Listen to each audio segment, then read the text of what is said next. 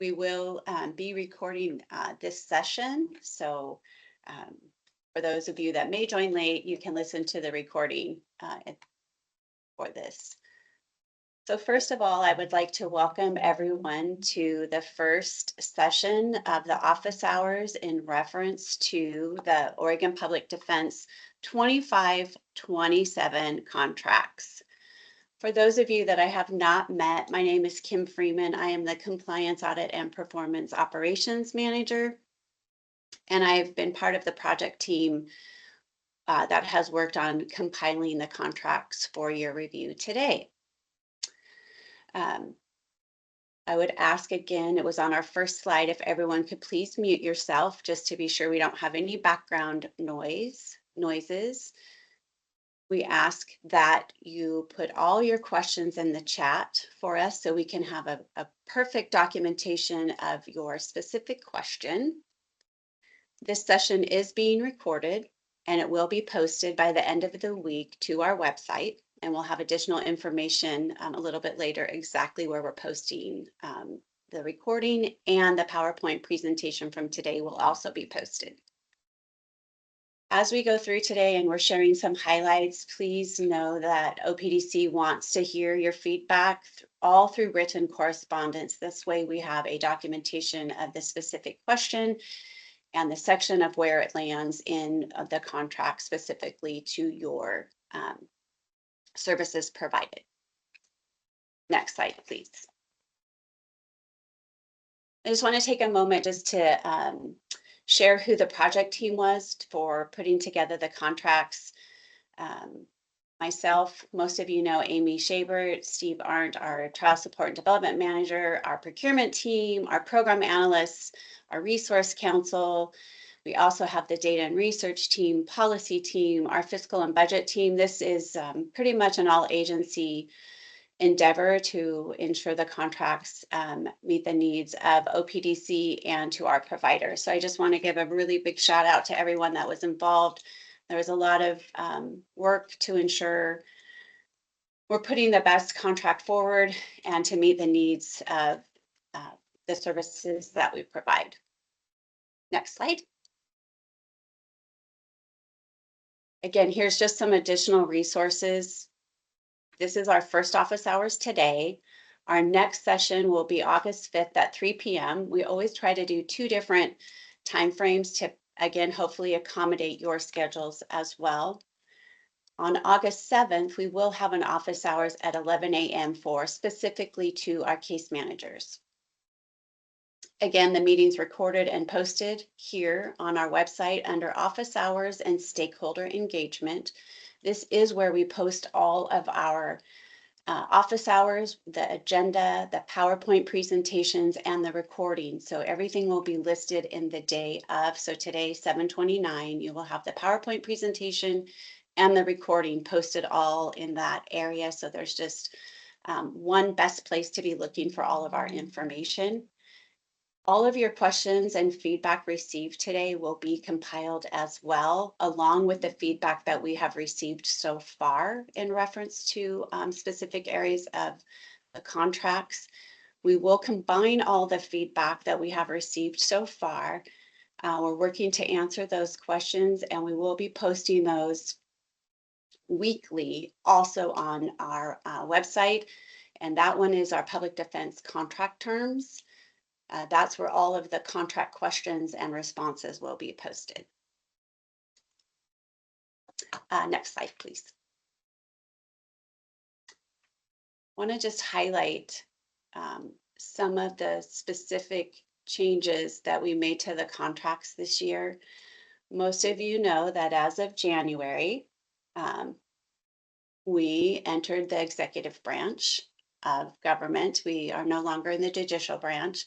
And so we will have required language that is in our contracts, and it is not open to feedback, meaning they're statutorily required, they're Oregon administrative rules, there are DAS, so that's the Department of Administrative Services procurement language that's required, and that applies to all the contracts that we have. The term of the new contract is October 1 through June 30, 2027. most of all of you have accepted and extended your contract from July 1 to July 1 through September 30th. So this is why the new term then begins October 1st. One of our other changes that I want to point out is the performance review period, and this is for criminal contracts only. It is in item 10. You will see the contracts have just regular numbers now. They do not have Roman numerals, so hopefully it's a little clearer from a numbering perspective. So the performance review on the criminal contracts, item 10, changes from a 6-month review to a 2-month review.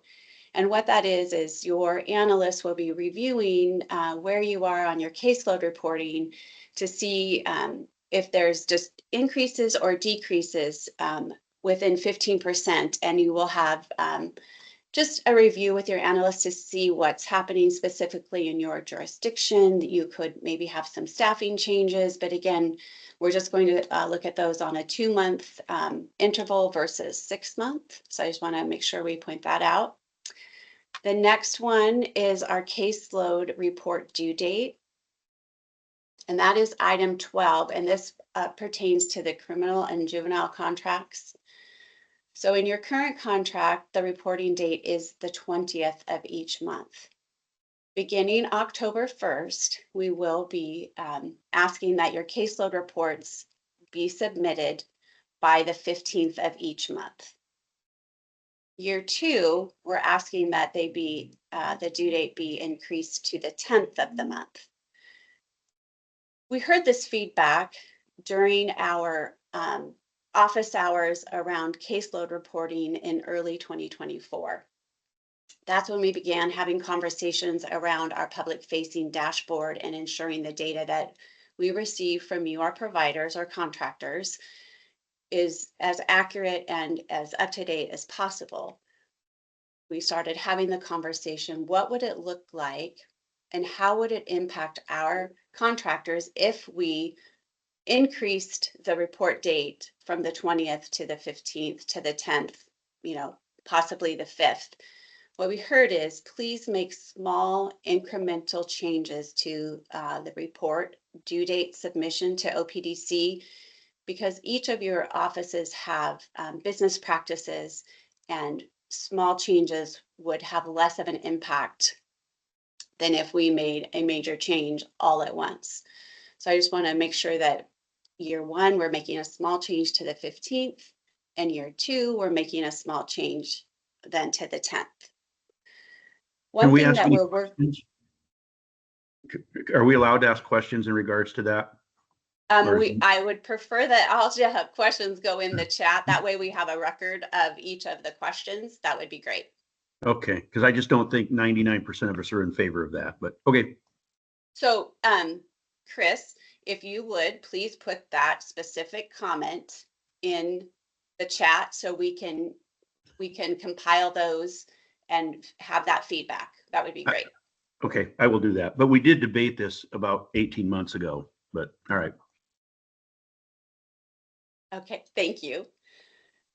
One thing that the data team has been working on with the program analyst is when you submit a caseload report, if you receive an error report back, like you have an error on line 10, we are working to ensure that the error report that comes back to you is very specific on where the error lies. So it's going to be line 10, very, very specific. So you're not wondering when you get an error report back, where is the error? I don't see it. So we're working to have very descriptive error messages back. We've been testing that between our data team. Our program analysts have been working along with our IT section, so we feel like we're making good progress on that. Again, we're always open to feedback. If what we're communicating back on errors still doesn't make sense, please let us know. We're happy to work with you to make sure we have clear communication. As you know, we report the data in that our providers share with us. And then having our caseload reports a little bit earlier each month just helps us turn around and share the data a little bit sooner. With the caseload reports, it is a tool that OPDC uses. As everyone's aware, we have it on our dashboard. We share it at our monthly commission meetings. We share it with the legislature. We can also look at the caseload reports and look to the OJD case filings for information and verification, but we can then also assess the caseload work to the DAS, so that's the Department of Administrative Service forecast model. So we're working a lot with your data, the OJD case filings, and the DAS forecast to see how we're doing with cases, some of the nuances around data, right? We know we're starting to use the DAS forecast. We're working with OJD. So this really is a partnership all around data and caseload reports. So we just want to say thank you for everyone who submits caseloads reports by the due date and as accurate as they possibly can. So again, just a big shout out for you on that. The other item that I want to bring everyone's attention to is around insurance requirements.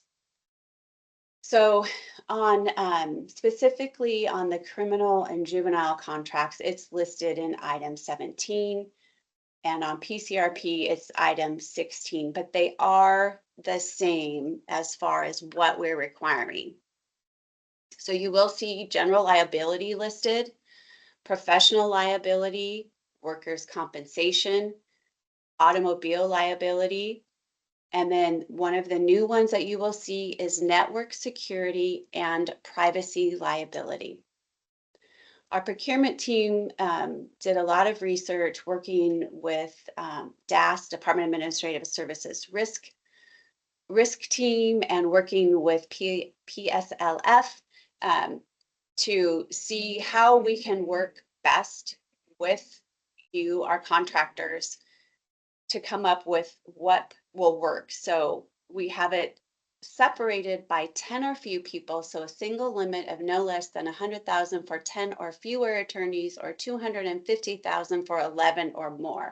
So we tried to adjust those amounts to work with some of our smaller providers or contractors, and then also our larger contractors.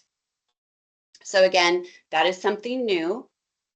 And so please provide feedback on that as well. So that is something new around some insurance requirements.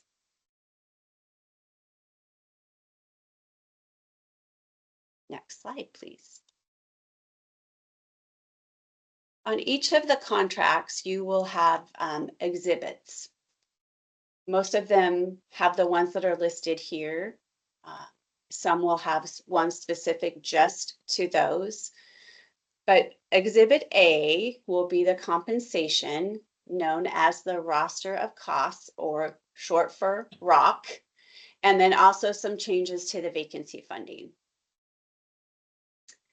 We have caseload standards, Exhibit B, and this one expands partial representation on waiting, reduced first year caseload. So we had a lot of conversation around first year attorneys and a reductions for caseload. And that was a lot of work group work that happened with our resource council and our contractors for providing input. So we've made some adjustments there. We've also updated our attorney shutoff notice, and that's included here. And then the MAC obligations, along with information around exceeding the caseload program. And that's around expanding over 100% MAC. So there's some information there. I just want to call that out as we work through meeting the unrepresented crisis and working to allow providers, contractors who feel they can go above 100% MAC, we'll have information there listed there. Exhibit C, this is where we have some additional performance requirements. We have information when you transition from a contract to hourly. to be an hourly provider. We also have, if you leave public defense, what does that look like? How do we ensure the clients can be represented? How does that impact within your office? How do we work together to ensure all the cases have been reassigned? Succession planning within your agency, and then there is some information around supervisory language, specifically in section L, and then also some additional information on contract administrators' responsibilities. So lots of information there in Exhibit C.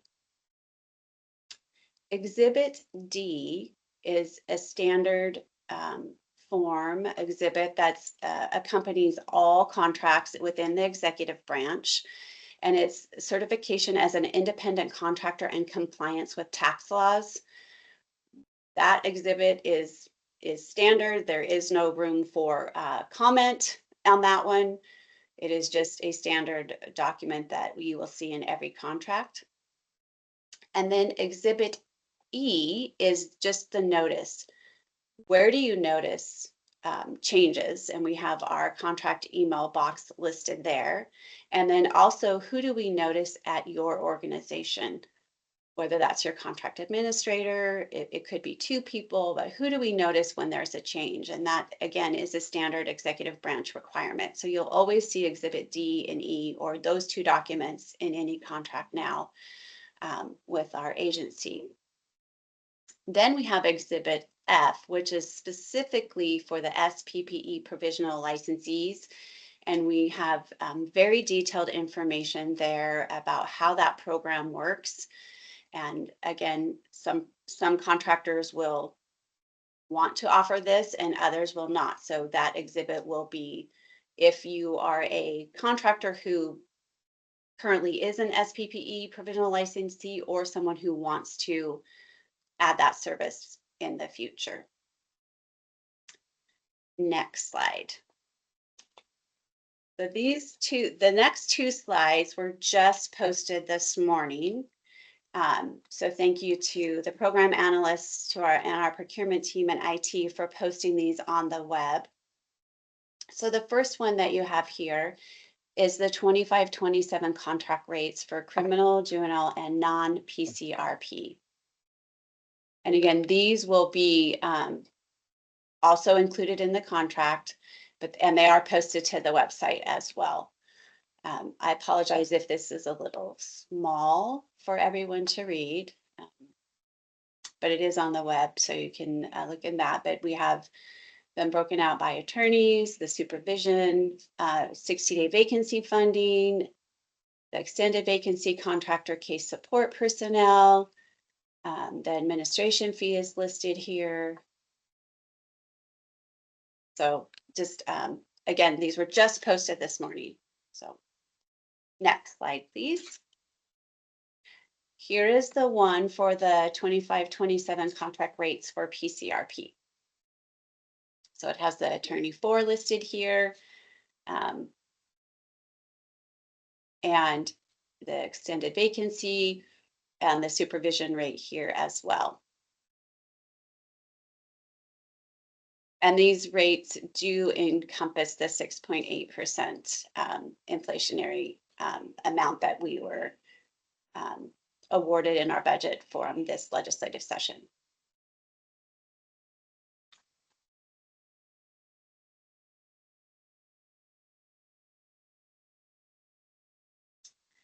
One thing, if you have been on the website and you have reviewed the contract, we have a new fillable feedback form.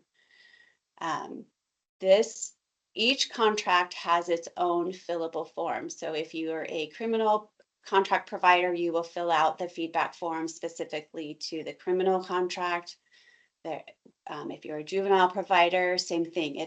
Each of our contracts has its own fillable form.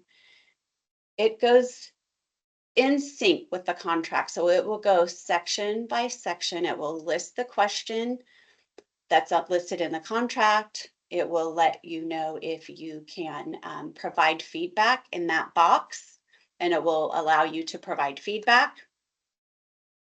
If it is an area of the contract that does not allow for feedback, what will stand out is a darker blue lettering and a darker blue shade. And then in the comment section, it will say no comment allowed. And again, most of those are due to a statutory requirement, an Oregon administrative rule requirement, procurement requirements now that we're in the executive branch. So just calling that out when you go through the form, please look at each one, provide feedback on each question, and then the ones that you're not able to provide feedback, it's very well documented in a darker blue. And also the comment box will say no comment allowed. So we're hoping by adding this tool for this contract cycle, it is helpful to you, our providers. It will definitely help the staff here at OPDC to funnel all those questions by section, and then we can see how many questions are coming in by each section, and we can group them together and then provide a written response, all in reference to a certain section.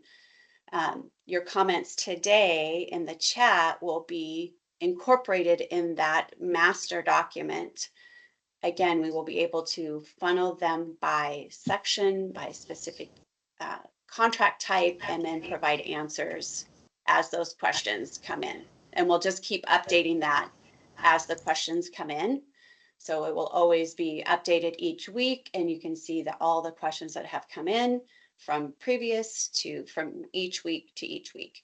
So I think the team would appreciate any feedback that you have on the form. If you found the form helpful, please provide a comment if it was helpful. If you felt it was not helpful, that's always good. If you have a different thought around providing feedback around the contracts, we're open to suggestions as well. So this was something new that has been used in other state agencies. And so this is our first attempt at providing hopefully an easier way to provide feedback. Next slide.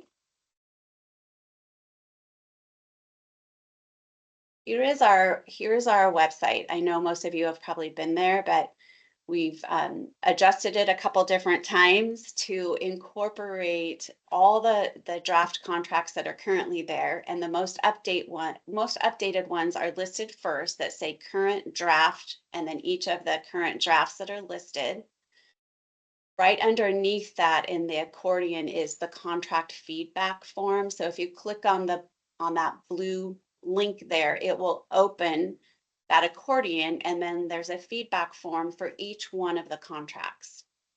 Again, they'll line up specifically to the draft contract, so you don't have to have it open, but you can have them open both at the same time if it's easier that way to provide feedback.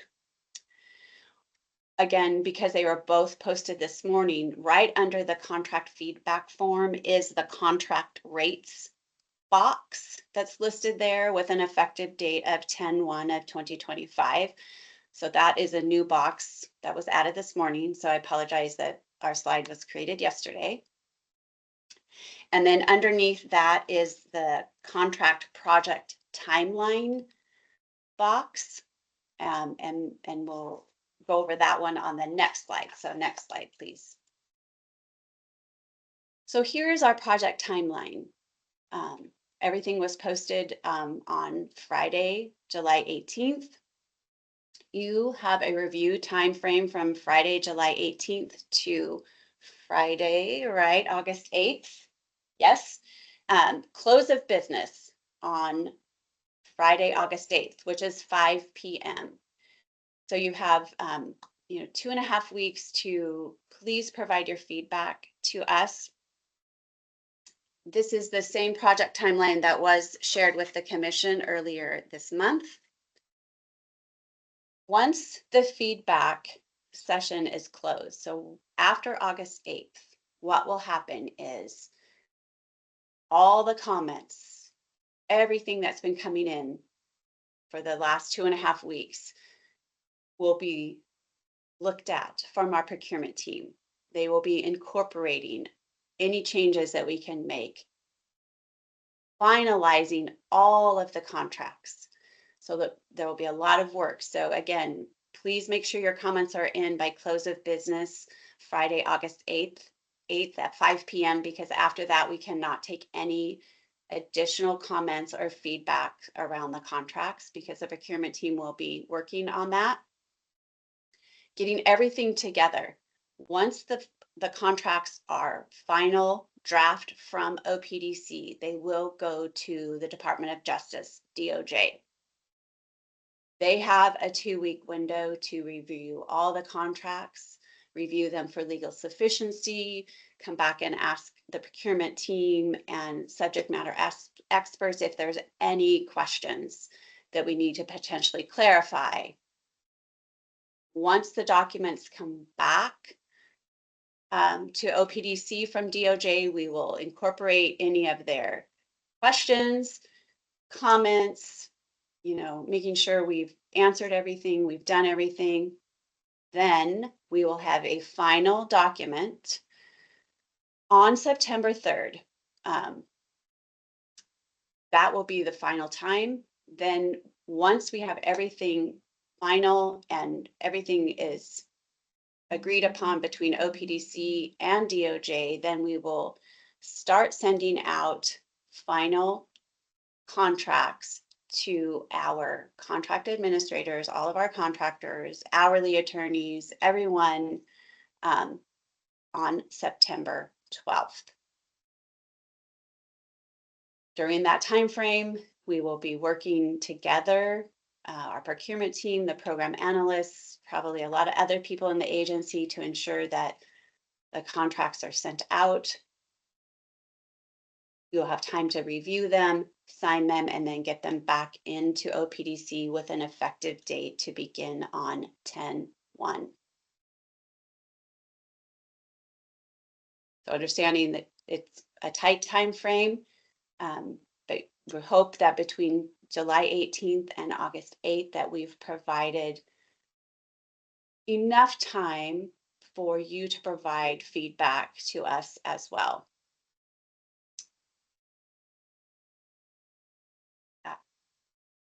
Next slide, Jennifer. So really, next steps for OPDC is that we ask that you take a look at the website, take a look at all the contracts. Please complete the fillable form with your feedback, questions, comments, anything in that regard. We would appreciate it. This is the end of our PowerPoint presentation. We can open it up for comments to be made on the record. We are not answering any questions today, but we're happy to take any verbal comments, feedback, because it will be on the recording and we can make documentation of that feedback as well as everything that's been in the chat. So with that, if you would like to provide comment, please take yourself off mute. And if you want to be on camera, we would love for you to be on camera. If not, that's okay too.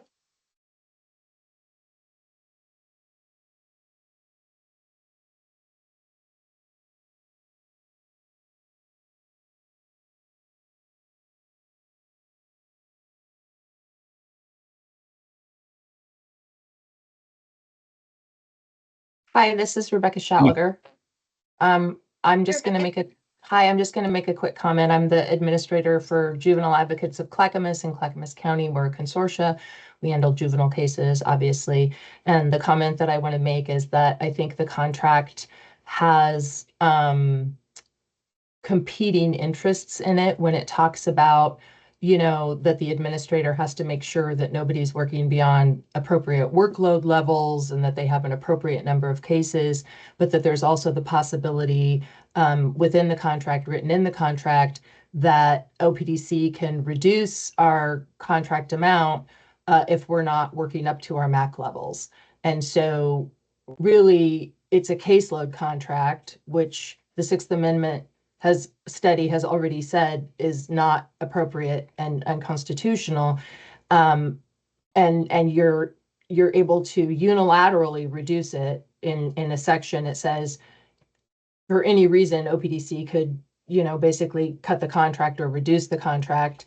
I have it written down which section. Section 10 allows OPDC to reduce the contract for basically any reason they want. But for years now, you've been telling us if we want to cite ethical obligations of our current caseload, for example, a waiver hearing or something like that, or a big trial that's coming up that, is more complicated, that we can do that for ethical reasons. And yet, if the people on my contract actually utilize those options, which OPDC has been saying for years we can do, OPDC can unilaterally determine that we're not meeting our MAC and cut the contracts. And so there's different parts of the contracts that say all of that say, oh, administrator has to make sure people aren't taking more cases. Like if I've got somebody who's depressed and going through something, oh yeah, don't assign her cases, but also we're going to cut your contract. And that's been an ongoing issue for years. And I just wanted to make that comment. Thank you. Thank you, Rebecca.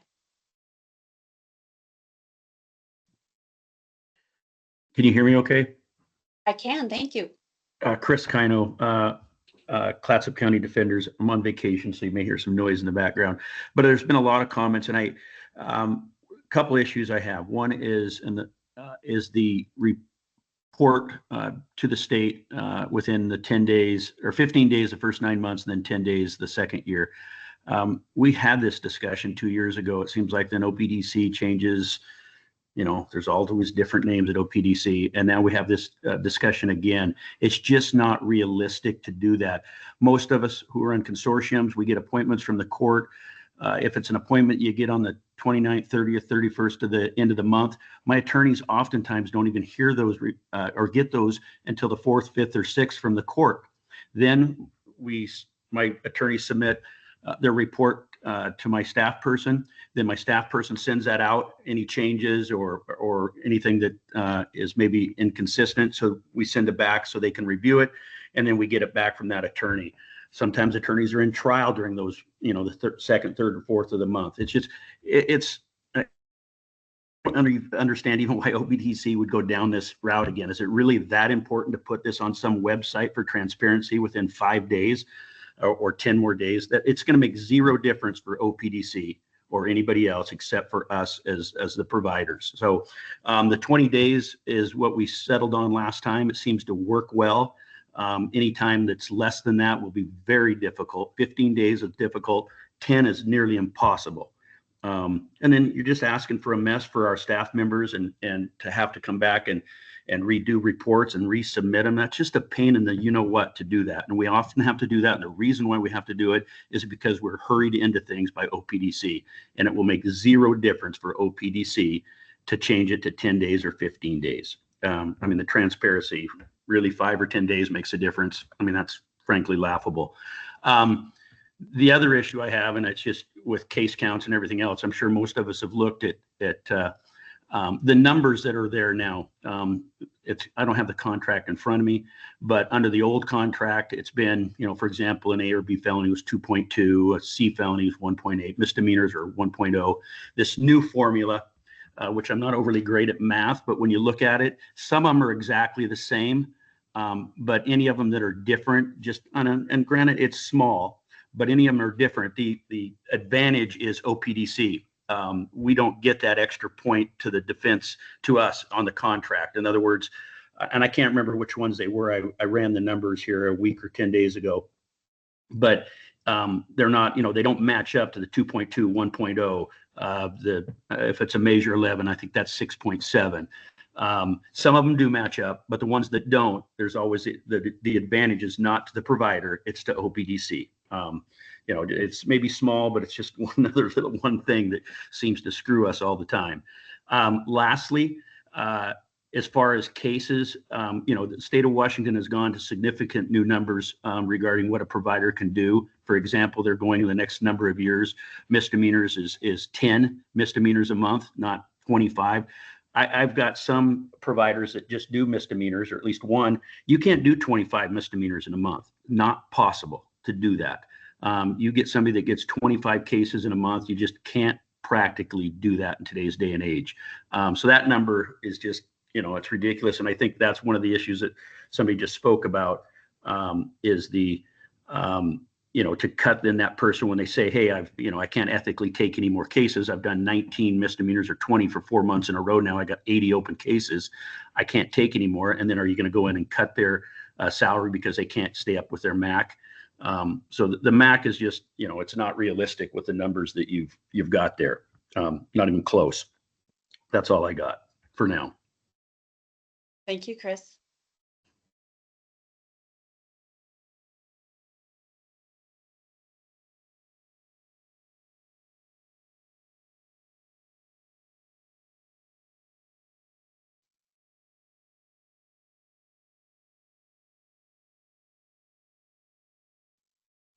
Is it Katie? Is that right?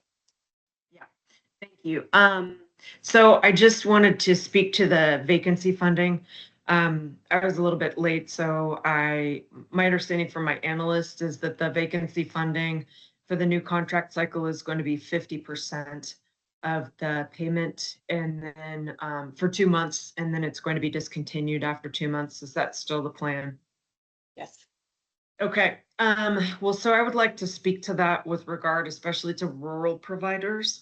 I'm in Grant County. We have a 3-attorney office. So we've recently had an attorney resign. I've been recruiting. It's really hard to recruit people to a small town like this. It's John Day. It's very isolated. I hope to fill that position as soon as possible, obviously. But the effect of the new structure on rural or small offices, I think is going to be devastating. I mean, when you think about a 3-attorney office, that means after 2 months, the funding will be slashed by about 30%. And I don't know of, that is an incredible hit. I think, obviously with a larger organization, they can absorb a loss like that a lot easier. So I want to advocate for some, I don't know, some flexibility for rural areas, or maybe even a different set of rules if your employee number is smaller than a certain number. Like, for example, there are a lot of statutes that outline different procedures if your jurisdiction is over or under a certain population. So I don't think, my analyst also often says, well, we have to treat everybody the same. And in other words, you have to treat similarly situated people similarly. I mean, that's something we argue all the time on the defense side is, the government has to provide equality and due process. But I think equity is really what we're after instead of equality, because that rule, if it's the same across the board, really disadvantages small offices and advantages larger offices. So I think that needs to change. I don't know. I haven't done a deep dive into the data to understand how many offices are as small as mine, or what kind of impact it would have on other offices. I just know the smaller the organization, the harder that's going to hurt. And it could potentially result in, having to close offices, having to cut hours for support staff, having to lose good support staff. I don't think it's going to be workable, and I'm really nervous about how that's going to play out. I have a vacancy that's going to start September 1. So when the new contract cycle starts, my understanding from my analyst is that there won't be any, since that vacancy was in place when the new contract started, there's not going to be any recognition of that. So I'm only going to get 1 month of vacancy funding. So I'd ask you guys to take a closer look at that and make a sort of a separate structure for rural or small offices.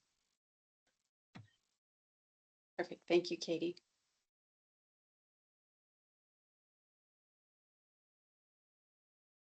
So I know there's been a lot of comments in the chat, which I want to, again, thank you to everyone. I do have a quick note from our procurement team that none of the proposed drafts have undergone a DOJ, our Department of Justice, legal sufficiency review.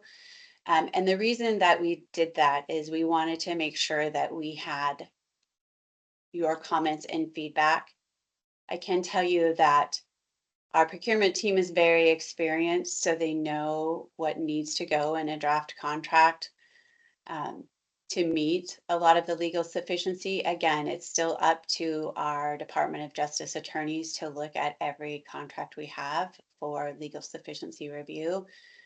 We felt it was very important to get the contracts out to all of our contractors to review them and provide feedback and comment to us before we sent them over for final legal sufficiency.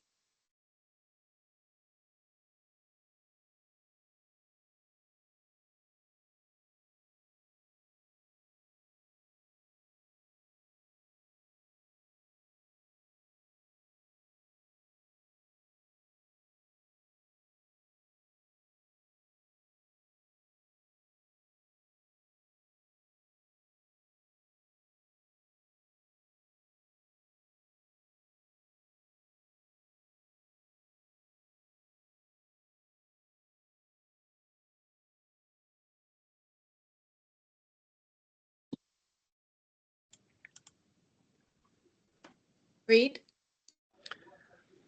I understand the limitations of the agency's interaction with us in this setting. I was wondering if there were going to be opportunities for us to ask questions and for the agency to answer those questions. I feel like a lot of the providers would feel more comfortable if there was a dialogue in which there would be the opportunity for the agency to provide us with reassurances about the way that the contracts are going to be administered. And a lot of the questions that I see in the chat, a lot of the comments that I see about vacancy funding, a lot of the questions that we have about, you know, state and federal required leave that aren't being necessarily answered. I would hope that the agency would take some time for its principals or its executive division to come and talk with the providers in a setting where those questions can be answered and feedback can be given, questions can be raised, and those questions can be answered by the agency. Thanks. And I was wondering if the question would be, will there be times for that to happen? Maybe not in a very curated session like this, but in other sessions. Thanks. Thank you, Reed.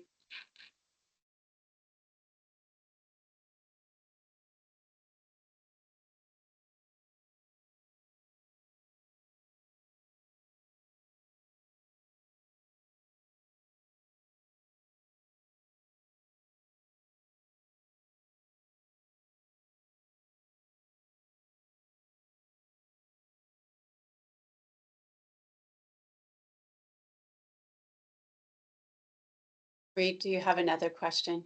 Yeah, if no one's going to ask another question. Okay, no, go ahead. One of the other questions I would have of the agency is that it sounds like a lot of the forecasting for resource allocation for the different counties is going to come from the Department of Administrative Services, and the forecasting that that DAS has done. I know that in the past that OPDC or OPDSC has been, or OPDS has been the forecaster for what resources each county needs. And I wanted to let you know that I think there's a lot of people who have concerns about the fact that DAS is the one that's going to be doing the forecasting. OPDC has an obligation not just to provide representation, but also to maintain a workforce. And maintaining the workforce includes recruiting, it includes retention, and the kinds of uncertainties that this transition to the executive department and the kinds of uncertainties that the Department of Administrative Services has injected into kind of the forecasting, both on OPDC's end and in our own internal budgeting. Like we're in a budget process too. And as these contracts come out, as these new expenses, these unpredicted expenses are added to the contracts, Peter Duell mentioned trying to source out costs for the data insurance. I mean, these are costs that don't seem to be reflected in the the allocations. And I understand that this is just the contract provisions and that at a later date, we'll be receiving the information about what our roster of costs are going to be and what our, the compensation rates are going to be. But I have a question is if the Department of Administrative, if DAS gives you directions about how to allocate resource, is OPDC going to have to follow those resource allocations, or is OPDC going to be able to adjust those? Well, Reed, I will speak to hopefully, um, calm everyone, meaning we have the DAS forecast that we are looking at, right? And we know our funding allocation is from the DAS forecast. We also know where our contractors, providers are currently with staffing. We know the needs in your communities. The program analysts and the resource council staff know because they work with the providers in their jurisdictions. So we know what resources are needed in each of those communities. We also have 6 crisis counties, as everyone is very aware. And so this work is currently being done across many sections of the agency, meaning we've got the budget and fiscal team involved, we have the data team, we have the program analysts, the resource council, the policy team. We've got people involved looking at all of those, I'm going to call them items. So the forecast, the caseload report, what is happening specifically in each of the jurisdictions, that's ongoing work right now. So I don't know that that is really the best answer, but I hope it shares that this is something OPDC internally, very cross-sectionally, very cross-divisionally knows of the impacts that we have to look at this very uniquely and very carefully.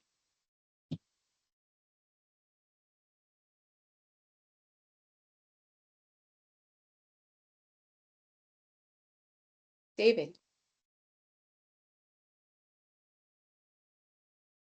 Trying to get my camera to come up, but I guess I'll work without it. Comment on the partial case weighting, and I know there's a lot of commentary on the sidebar, but just a quick example on the reasons that that is not consistent with best practices or math, basically, is workload driven caseload standards need to go by the amount of time it takes to do a case. 165 felonies, that's about 10 hours per case per year, if you're looking at that. If you say you're only gonna, if somebody has to get off a case between 60 and 120 days, they've done 10 hours. They should be getting paid for that case. If for some reason somebody's done only a couple hours, I understand that, and it's in the first 10 days of a case, that's one thing to do a partial case credit. Beyond that, once you're past that 10 hours or whatever that average is on a, let's say, probation violations, you're allotting roughly 2 hours for those things, which is obviously unrealistic, different issue. But the partial case weighting does not take into account the actual workload of the attorney. And so that needs to just simply be eliminated from this, other than for those narrow situations where there's a withdrawal within a very short time after appointment, and or accounting for that average amount of time. So that would be my comment there. Thank you.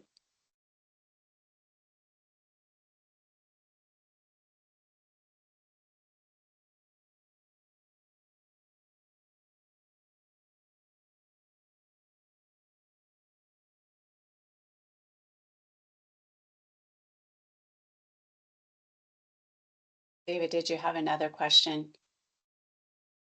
Your hand is still raised. I just want to thank you. I just want to make sure if you had another one, that was fine. You don't want to give me the floor nonstop. Okay.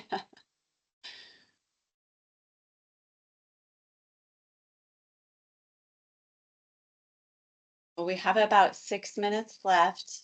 If anyone else has a final comment, I know there's a lot of information in the chat and comments and questions. So I again want to say thank you for everyone who put your comments in the chat, for those of you who shared your comments verbally today, and the feedback that we've heard about having a session around an open conversation to answer questions in a format that would be beneficial for our providers, our contractors, to hear, real-time conversation back and forth. We'll take that back and look at that option as well. So again, our next office hours will be August 5th at 3 p.m. I think, right? And then August 7th specifically for case managers. So what OPDC's next steps will be is we will compile all the comments in the chat today, the verbal comments that were made as well on the record. We will incorporate them into our document, our feedback document, so we can make sure that all of the questions and comments are addressed. We will be posting that information by Friday this week. We will post the recording by the end of the week as well, along with the PowerPoint presentation to the office hours and stakeholder engagement site on our webpage. And then please look at the contract webpage for all of the draft contracts, the feedback form, and the two fee schedules that were posted today. And with that, I am going to say to everyone, thank you very much. Enjoy your Tuesday. And again, please provide OPDC with as many comments and feedback that you have. And before I go, I see Katie's hand is up. So Katie.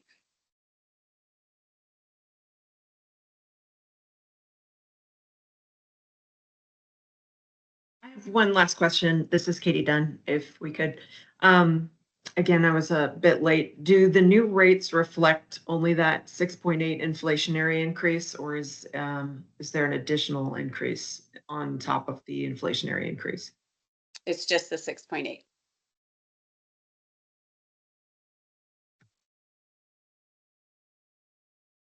But we will make sure that that is correct. But that is my understanding, that the rates have the 6.8 inflationary rate included.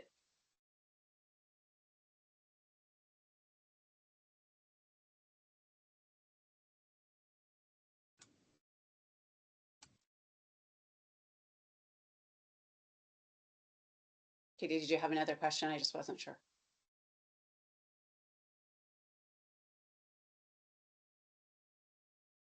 For some reason, I'm not able to hear you.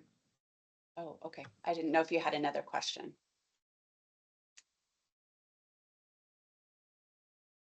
Okay, with that, everyone, I will say again, goodbye for Tuesday, and look for all of the information to be posted to our website by the end of the week. Thank you very much.